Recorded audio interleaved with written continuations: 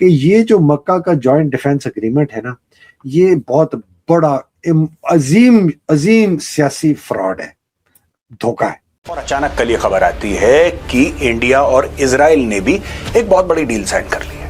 سرحد پار پاکستانیوں نے اس کے اوپر بڑا ڈسکشن شروع کرا، اور آج میں چاہتا ہوں کہ پاکستانی بھی سنیں میں کیا بول رہا ہوں۔ اگر ایران یا انصار اللہ یا کوئی عراقی ملیشیا سعودی عربیہ پہ حملہ کرتا ہے کل، تو کوئی ایکچولی سیریسلی آپ میں سے کوئی یہ مانے گا کہ پاکستان اور ٹرکی جو ہے وہ ایک دم آٹومیٹکلی سعودی عربیہ کے ساتھ آ کے اور جنگ شروع کر دیں گے، ایران کے ساتھ کر دیں گے؟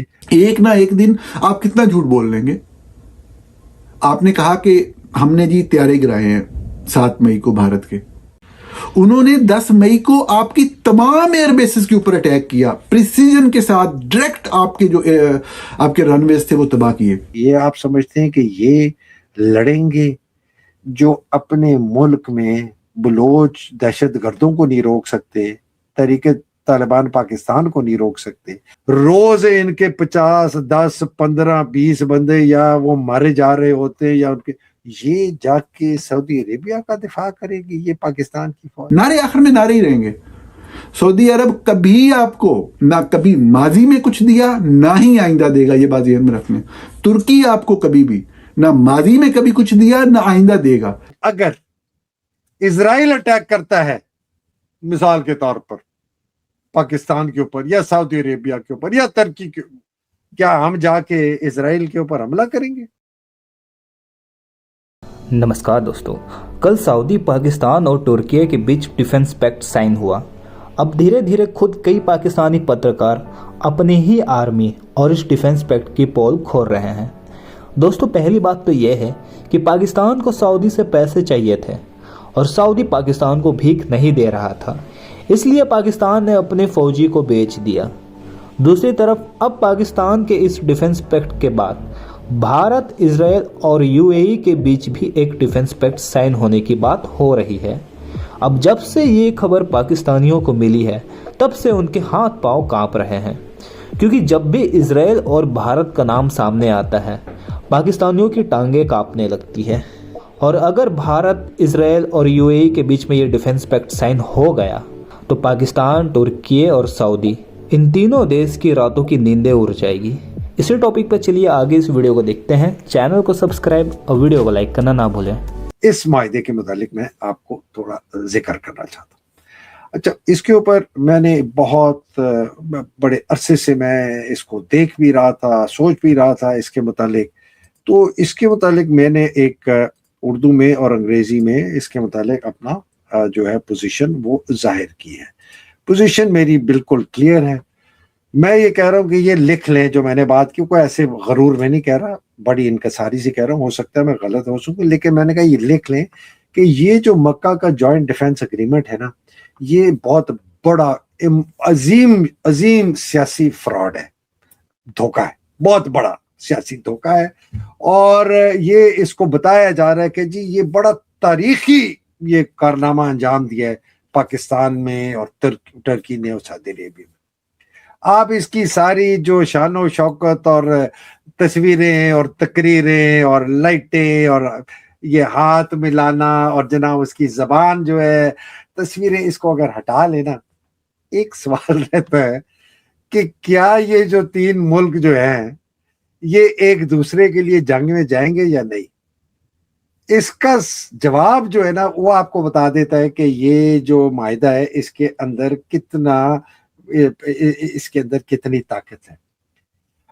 یہ ایک وجہ سے کیا گیا بین الاقوامی طور پر، وہ کیا گیا کہ جی ایران کو اور انصار اللہ جو ہے یمن میں، جن کو حوثی کہتے ہیں، اور جو عراقی جو ملیشیا ہیں جو کہ حملے کرتے ہیں سعودی عربیہ میں، انصار اللہ حملے کرتے ہیں سعودی عربیہ پہ، اور ایران کو کہ اگر تم نے بھی آگے کہیں سوچا، ان کو کہا ہے کہ بھائی صاحب اگر سعودی عربیہ پہ اٹیک ہوا نا تو پھر جناب سعودی عربیہ، پاکستان اور ترکی آپ کی تحسی کریں گے۔ یہ بیسکلی میسج ہے ایران کو، انصار اللہ کو، اور عراق میں جو ملیشیا ہیں جن کو کہتے ہیں جی ایران نواز ملیشیا، ایران ان کو سپورٹ کرتا ہے۔ اچھا، واقعی تو پھر اگر مجھے یہ بتائیں کہ یا اگر ایران یا انصار اللہ یا کوئی عراقی ملیشیا سعودی عربیہ پہ حملہ کرتا ہے کل، تو کوئی ایکچولی سیریسلی آپ میں سے کوئی یہ مانے گا کہ پاکستان اور ٹرکی جو ہے وہ ایک دم آٹومیٹکلی سعودی عربیہ کے ساتھ آ کے اور جنگ شروع کر دیں گے، ایران کے ساتھ کر دیں گے، حوثیوں کے ساتھ کر دیں گے، عراقی ملیشیاؤں کے ساتھ کر دیں گے؟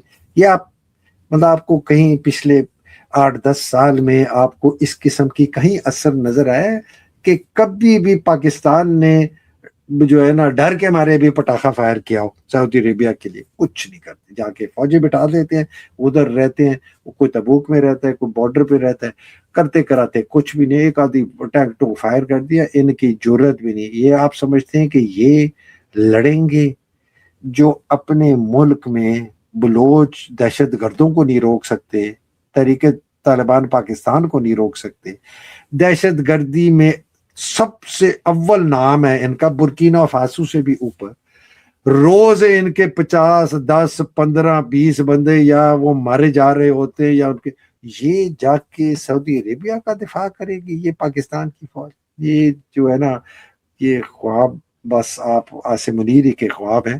یہ اب اس کو الٹا کریں، اس ایکویشن کو الٹا کر دیں۔ اگر